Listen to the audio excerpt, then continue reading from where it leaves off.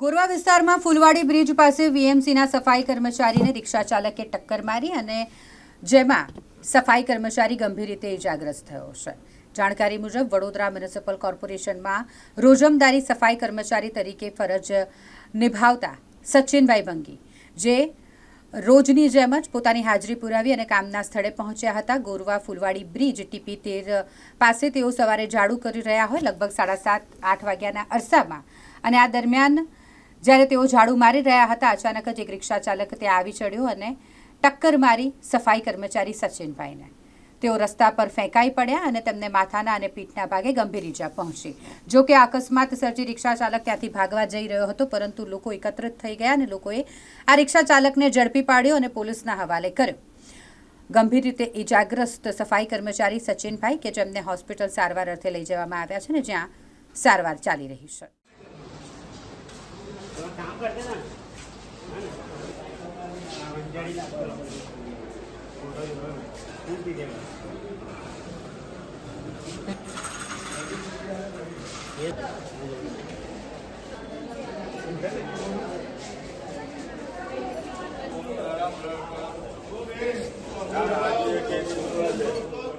મારું નામ સચિનભાઈ જયંતિભાઈ ભંગી છે અને હું સવારે હાજરી પોઈન્ટથી હાજરી ભરાઈને મારા કામગીરી સ્પોટ પર જઈ રહ્યો હતો।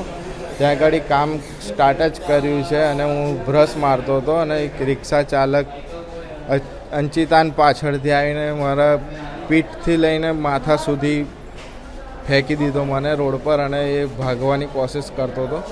ત્યારબાદ તેના લોકો અને આજુબાજુના લોકોએ એને પકડીને પોલીસ સ્ટેશન મોકલ્યો છે અને મને સારવાર હેઠળ મારા સાહેબો અને બધા મિત્રો જે કર્મચારીઓ છે મારી સાથે કામ કરે છે એ બધા અહીંયા મને હોસ્પિટલ ખાતે લઈને આવ્યા છે।